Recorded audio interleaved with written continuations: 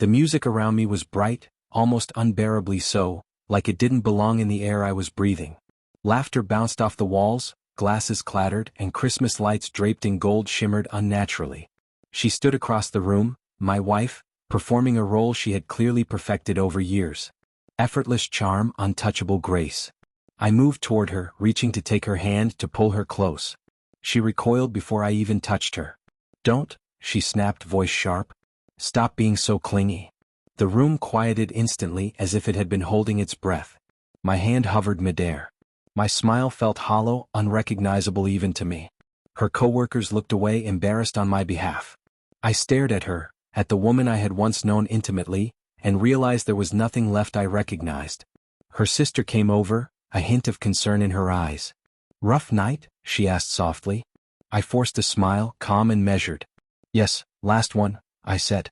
She blinked, puzzled, but I was already retreating inward. Half my life was gone from that moment. By morning I had removed myself entirely. All I left was a note. "You wanted distance. Now you have all of it." We had met 8 years prior. She was a force of energy, radiant, chaotic in a way that pulled me in before I knew how far I had drifted from my own boundaries. I admired her brilliance, her unshakable confidence, her ability to dominate every room. When she smiled at me, I felt special. When she loved me, I believed I was lucky. But I've since learned how predators charm. They immobilize you before they strike. The changes were subtle at first. Her phone always faced down, her laughter softer when it wasn't meant for me. Shared dinners became silent scrolling sessions, kisses replaced with polite nods. I tried to rationalize it. She was tired, we were out of sync. But the truth was simpler. Her heart was already elsewhere. The proof arrived as a digital sting, a message glowing on her screen while she showered. "Last night was incredible.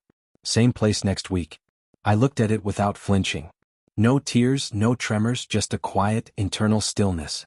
That's when I recalibrated. I didn't confront her. Confrontation only feeds the deceitful.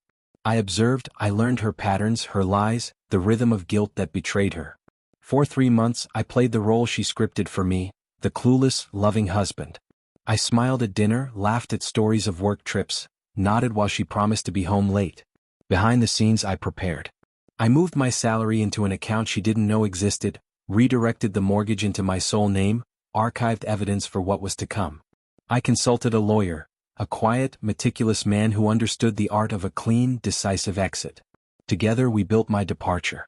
The stage she chose for my reveal was perfect, the company's holiday gala. She craved attention, I gave it to her. The following night, as she slept off champagne and self-satisfaction, I executed the plan. Shared accounts drained to the last cent, keys vanished. The house now officially mine. Digital locks reset. She awoke to an ordinary world until she tried to interact with it.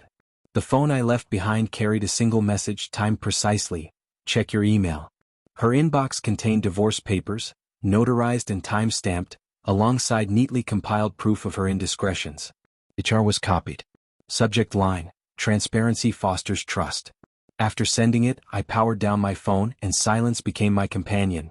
I drove away from the city in complete quiet, letting the road and cold, gray morning keep pace with my thoughts. I stopped by the coast, a place she despised, and watched the tide move steadily, uncaring, inevitable. Hours passed, and when my lawyer confirmed she had been served, I simply listened, then hung up. She tried calling, dozens of times. Rage pleading, then nothing. Her sister checked in. "She's falling apart," she said. I almost felt a flicker of sympathy. Almost. But I only replied softly, "She got what she wanted." Space. Weeks later, friends asked if I was okay. I said yes.